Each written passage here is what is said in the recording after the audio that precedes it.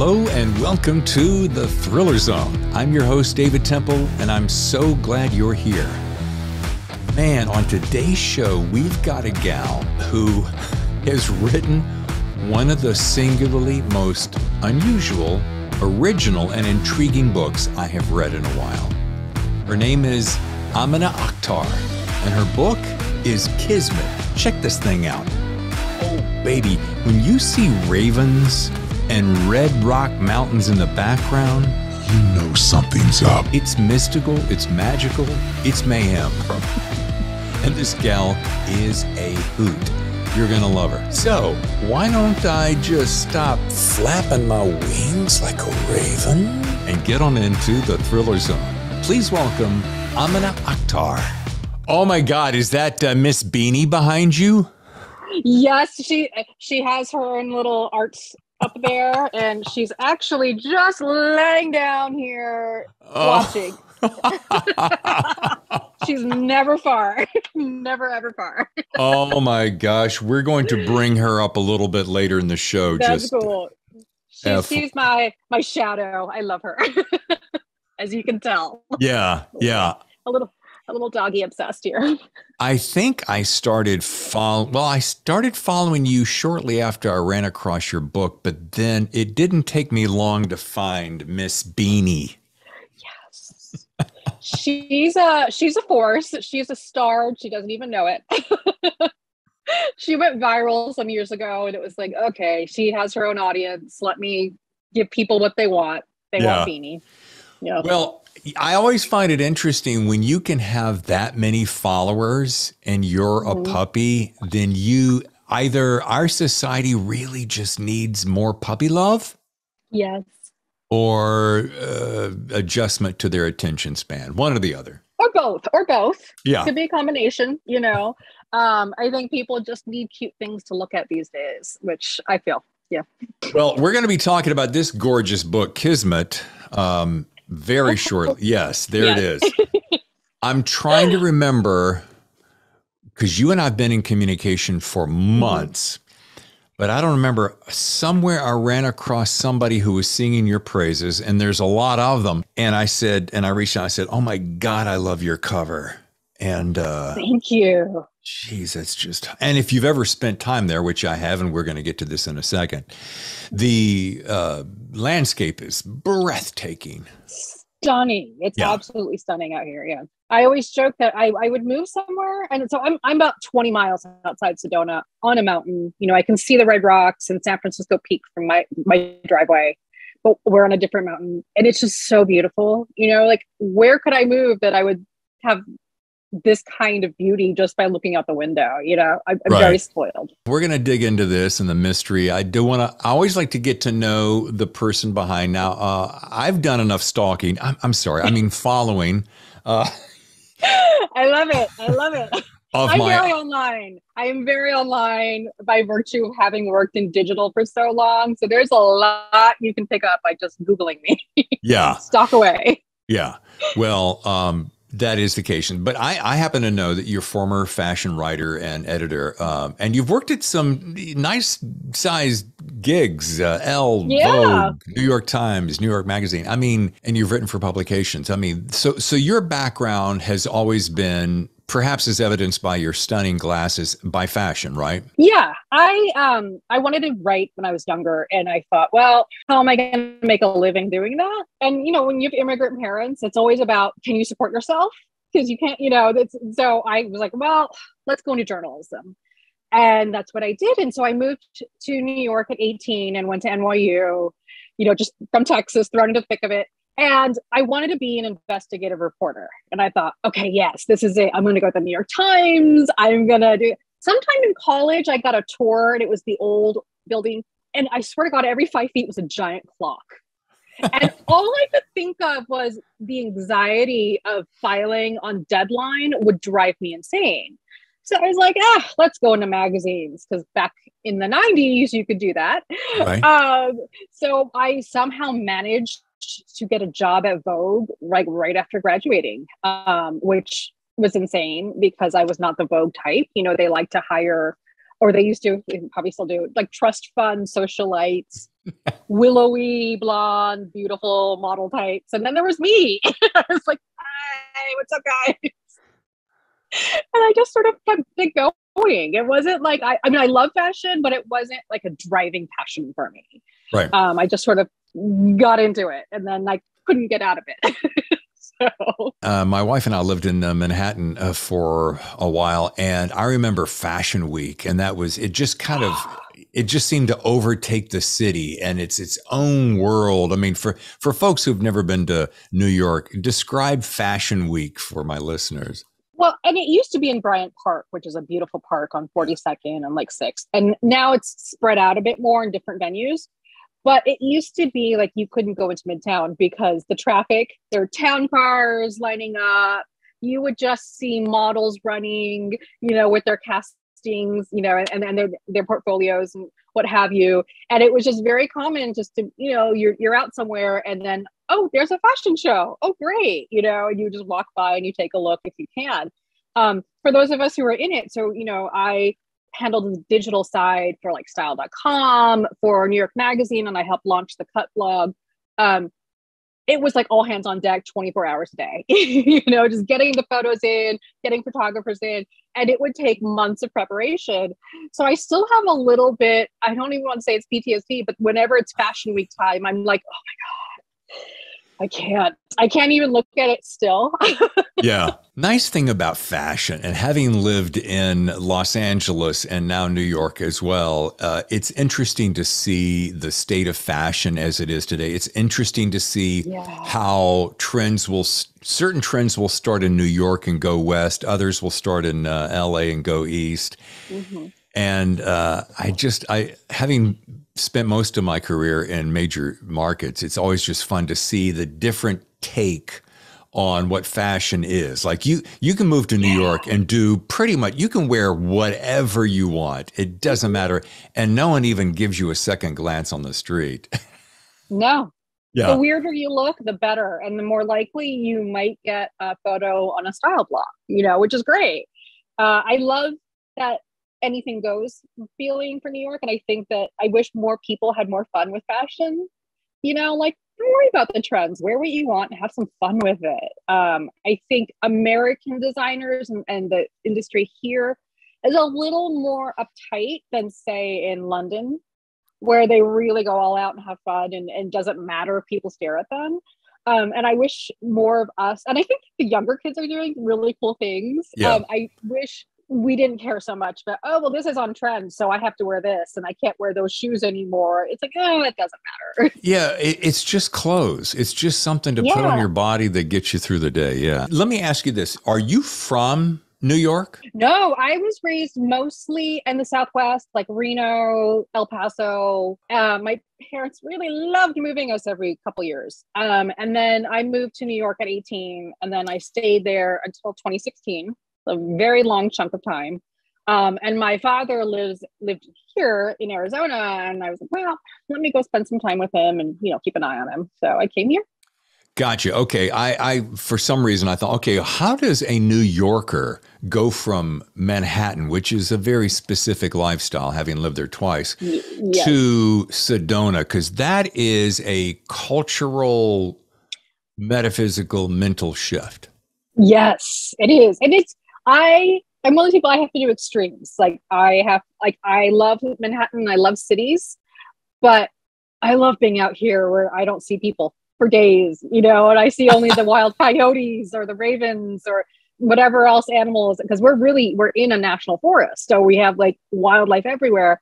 But let's see, is that a crystal around your neck?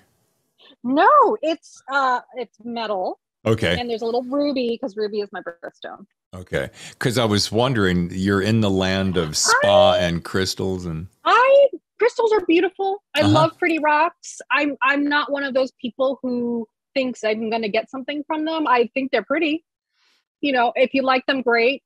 Good on you. By the way, the coyotes that frequent your backyard and or perimeter, are those, have you made friends with them? And has Miss Beanie? Kind of. Miss Beanie would be lunch. So Beanie has a coyote vest, and that's how she went viral. And people were making fun of her. So if you ever saw a dog in a pink vest with spikes, that was my dog. And I'm very careful keeping her away from the wildlife for obvious reasons. But we have a couple coyotes, and I think they're kind of young, and they've just kind of been hanging out and eating the bird seed. And I'm like, wow, bird seed's expensive, y'all. Like, can't you hunt? Like, there's so many things like they could hunt. Like, the birds will be next to them, and they're like, no, we want the bird seed. And it's like, so they might not be the most wily coyotes. Yeah. And it's not lost on me that you just said y'all. I mean, that's Sorry. Yeah, sorry, Texan. I mean, I'm from the South originally, so y'all is just a common vernacular where we come from, baby. Yes. And I love that more people are using it, you know. Yeah, I think with y'all, everybody wins. Yes. Yeah. I think it's a nice way to do it. Yeah. So I haven't tamed the coyotes. However, when they do come, because we have a dog that comes, that's a neighbor's dog, and they don't like each other, and they're scared of each other. So I will literally put my hand up to tell the coyote, wait, and they do wait. And I'm like, are they listening to me? So I don't know. I feel like something's happening with the coyotes. Hi, this is Amina Akhtar, and I'm talking about KISMET, my new book, out August 1st. I'm talking with David Temple of the Thriller Zone. And now back to the show. All right, this is a good time to segue, if you will, into KISMET, because there is some of that mystical, magical-ism going on here. And I'm not talking about the classical definition of KISMET, which is fate, but that does play into this book. But this is probably one of the most unusual premises that I have run across. Now, crystals, dead healers, so forth, talking ravens. When I got to that point, I'm like, what, are the birds having a conversation? She's doing that? Yes. So it's brilliant. Well, thank you. If you ever come out here, the wildlife is a huge part of being here, and I really was struggling with, how do I convey that? How do I convey that the natural world is why people come here, and it is in itself a character? And I was walking on my driveway and we've got these huge ravens all over the place. And one of them dropped a feather at my feet. And I was like, okay, I don't mean to get woo-woo, but maybe that's a sign. Maybe this is like, do this. So I did. I was like, all right, I'm going to make the ravens their own like Greek chorus, and they can complain and talk and do things, and let's see what happens. Wait a minute. So this actually happened, and that's when you said, hey, they're going to become characters in my next. Yeah, I still have the feather. I have it. I keep it on my bookshelf. And I was like, in all the years I've lived here, I've never had them drop a feather on me before. So I was like, well, that's something. Let's just keep it. Okay, now I have to go down this hole. You had to have run across some kind of medium or spiritualist, or I just go with medium because it kind of covers it all.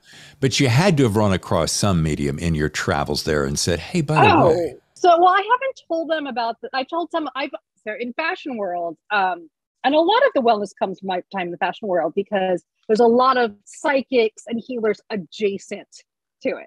So everybody, you go out to dinner with a publicist and there's a psychic at dinner with you, and it happens a lot.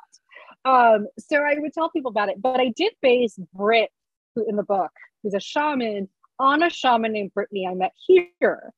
And, it blew my mind because, you hear the word shaman and you have a vision in your head, from media of maybe a tribe somewhere or this. And it didn't even occur to me that shaman is a broader term. But she also, God bless this woman, started talking about how Trump made the chemtrails go away. And I was like, I'm sorry, made the what?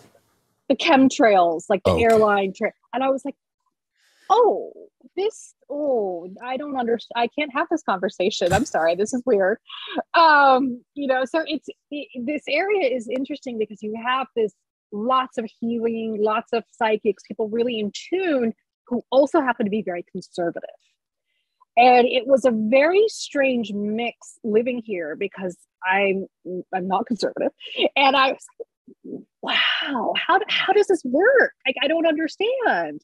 I would imagine, I'm thinking like hippy dippy, love everybody, everyone's great, like that's in my head, the vision, and that was not the case. Yeah, that feels like, what do they call that? What do you call it when two polar opposites collide? Oxymoron? Yeah.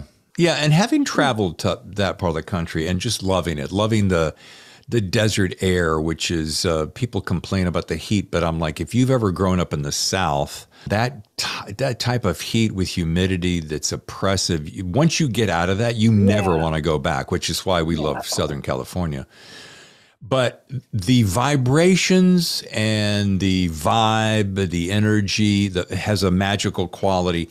How much outside of this particularly novel story, the one you just shared with us, have you run across? Do you find yourself feeling uplifted and or affected? Yes and no. I don't know if the vortexes are real. Some people claim it's just a marketing stunt. Some people say, no, it's a real thing. You feel it. I think just being out in nature is very healing for people, especially coming from, Manhattan and, subways and concrete, and car noise. I think can really change how you feel about things. You know what I mean? It really, I find it so uplifting. And if you'd asked me 10 years ago if I was a nature person, I would have been like, no, I don't even go to Central Park. What are you talking about? And now I'm like, oh my God, the coyotes came to say hi. Hi, guy. Well, first of 2 points. First of all, your friends who come visit you and see you talking to coyotes must have something to say about that. And secondly, there is, I think, the point that you're making. And look, when we get away from Manhattan, which is nothing but pure noise and people and more noise, your psyche, your attention, your energy is allowed to relax, and all you're doing is you're communing with nature. So maybe therein lies some of the magical. I think so. I really do.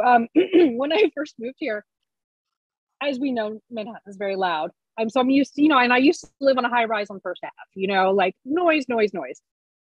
It's deadly quiet here. Like it's so silent that I've had people come visit and they can't sleep because the noise is gone.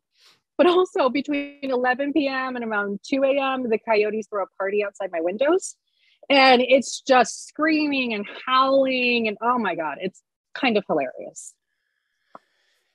Which kind of reminds me of this book a little bit from the standpoint of when I started reading it, I felt like, it felt like a good old fashioned acid trip. And I'm not necessarily...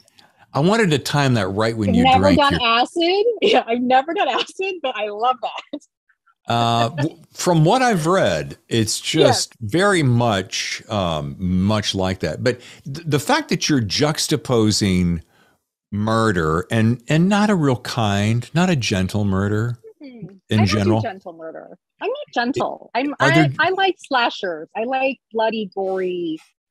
Make it count if you're going to do it. Well, so you're merging murder with the land of the spa retreat, which I thought this is fascinating and has to be a first. If there is someone else who has written something like this. 9 Perfect Strangers, I think, from Leanne Moriarty, was about, I haven't read it. I know that there was this show. And I think it was about a retreat. And in the retreat, things are happening. So there are definitely books set in this world because I think it's really right. Wellness is such a huge part of our pop culture now that I think that it's very right for thrillers and other stories. And what is your favorite part of that culture? Do you have because you said you don't feel the woo-woo necessarily, but. Well, I'm somewhat woo-woo, but in moderation, I feel like. David, I'm 27% woo-woo, okay? Yeah. Like I come from a family that believes in ghosts and jinn. Like we had the superstitions growing up. So it was always part of our life to be talking about, like the women in my family would be palm readers and the men did exorcisms on my dad's side. So I have this background where I'm open to these things. So, and I don't necessarily think that someone is wrong for believing in any of this. I think if it works for you, great. I think when we talk about wellness, we also have to look at a lot of women get into it because the medical institution has failed us. Like we aren't taken seriously when we're sick by doctors. You can't afford to go to a doctor. And so doing wellness can make us feel like we're in control again, like we're doing something to help ourselves have a better life and better health. I do want to ask something. I know that you have one other title called the hashtag Fashion Victim. And Yes. how does it compare, both fashion oriented and some former fashion? I would say Fashion Victim is one of the most batshit crazy books you'll ever read. And I say that having written it. I always had this idea, and this was probably in 2008, I had this idea that wouldn't it be really funny if we set a serial killer in the fashion world and nobody believes it's her because she's an editor? She's a fashion girl and people think fashion girls are dumb. So like my entire career, I always had people being like, you're too smart to work in fashion. And I'm like, there are brilliant people who work in fashion. Like, come on. So, and it's not giving a spoiler to say the main character is a serial killer. Like it's the first thing you learn about her. And it's basically if Devil Wears Prada and American Psycho had a baby, it would be Fashion Victim. Wow, nice. Yeah. So you either love it or you hate it, because it's also written in fashion speak, I say, because a lot of the fashion world it's almost like high school. I always feel like we have a delayed progress because people behave like they're in high school. And I didn't want to do that voice part 2. So this book, it took a while. I consider this book my normal thriller book, even though it's like a thriller on acid. Right. That's kind of how I write, because I was trying to make it a little less batshit, I suppose, but it's still pretty crazy. A third less batshit crazy than your ordinary thriller. Yeah, that should be a blurb on the front. And, I had this feeling while reading it, and now having met you, it is confirmed, is that, and perhaps it was I've never seen more exclamation points. It's the fashion thing, guys. I'm sorry. I'm trying to, I used to get yelled at for not using enough emojis and exclamation marks in my emails. It was drilled into me. I still have that, need to do exclamation marks. And then I'm like, takes them out. This is too many. Yeah. And to finish that thought, I got a sense that you, Amina, you're a writer that says, you know what, I'm going to write it my way, my rules. I don't really care what you think, or, there's a little bit of Cormac McCarthy from the standpoint of, I'm going to make my rules and my punctuation is mine. So if you don't like it, F off, I think if you're going to write a book, make it the book you want, because you're never going to make everybody happy. I have people who love my work. I have people who hate my work. That's great. How they feel is none of my business. It's about how I feel about my work. And if I don't write a book that I feel is true to me and my personality, then what's the point? What you think about me is none of my business. Yeah. I love that. And my next book is going to be even weirder. So just get ready. Okay, good. Well, I like weird. I'm a big fan of, I think the reason I'm a fan of weird, for 2 reasons. First of all, I read a lot of material for the show. So there are a lot of people, this is a compliment. There are a lot of people writing to what the market likes. I'm not saying writing to market, but they're writing what the market likes, which I like, which is why readers get the volume that they get. But for people who come out of the thin air, out of left field, and write something that's real. I mean, when I read this book, I'm like, I had to call my wife, Tammy, just take a read of this. And she started, I'm like, the ravens are talking. Yes, exactly. And she's like, wow. And I'm like, see, I mean, where do you get something? I think there's a lot of pressure on authors to conform to, publishing houses have an idea of what they want. They've got metrics of what works. And here you go. You need to stay in this lane.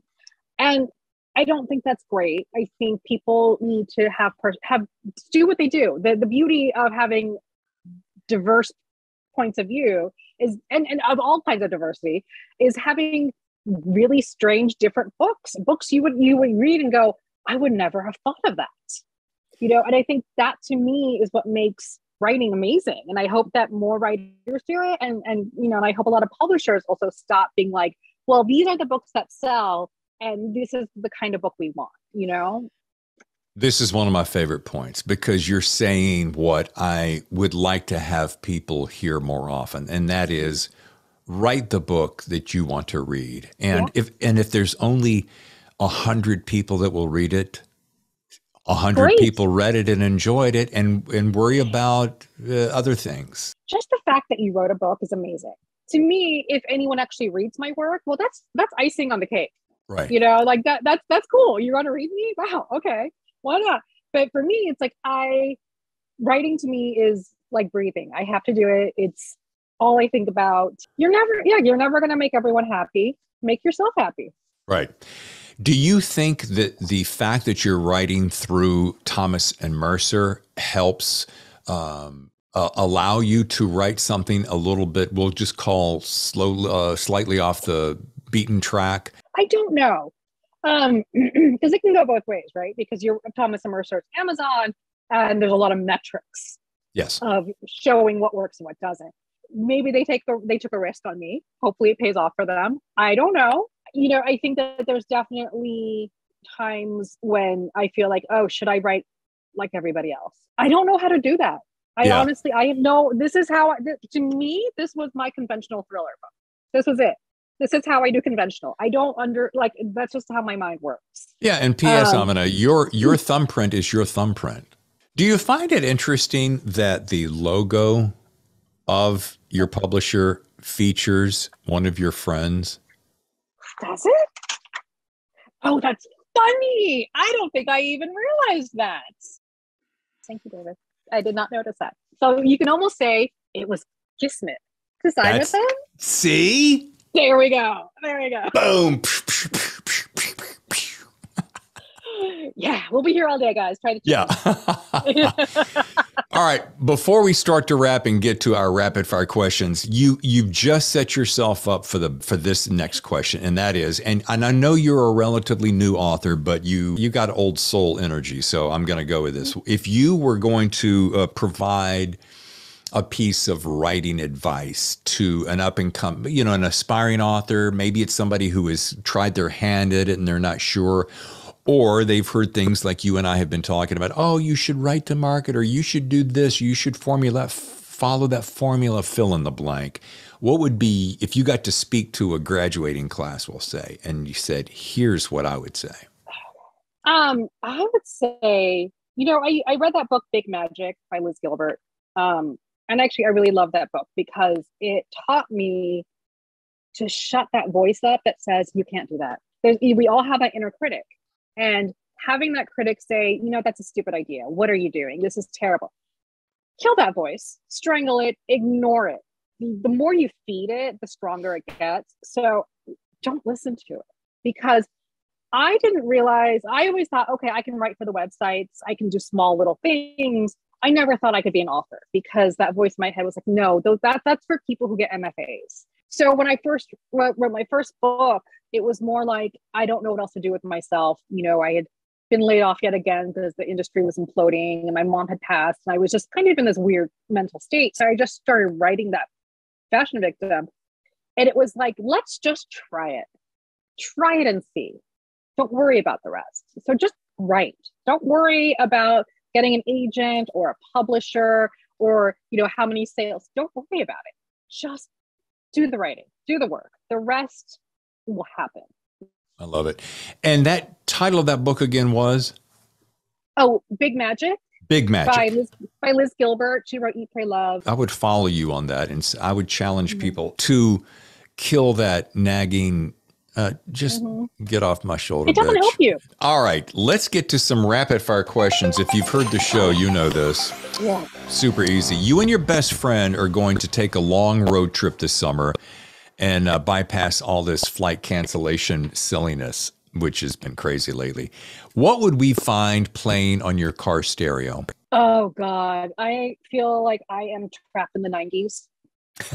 I think the music you listen to in high school really just sticks with you, So it's going to be the Pixies. It's going to be Joy Division, who were pre-90s, but yeah. It's going to be Jane's Addiction, and it's going to, stuff like that, because that was, Nirvana all the time, Pearl Jam all the time. When you get to your vacation destination, you get to kick back and relax with a good book or two that's not your own. What would they be? Well, I just read Sandra Wong's book, In the Dark We Forget. It's so good.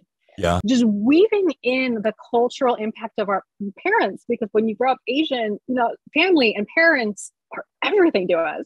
So it was so wonderful to read somebody writing about that. I was like, wow, it just felt like, I related so well to it. Her plotting is amazing. I loved it. Nice. All right. Now here's one a little bit more philosophical, perhaps. If money were no object, how differently would you be living your life today? Oh, nothing. I wouldn't. Maybe I would travel a bit more, but I love my life. Like if you had told me 10 years ago I'm moving in with my father and hanging out with him, I would say you're absolutely crazy.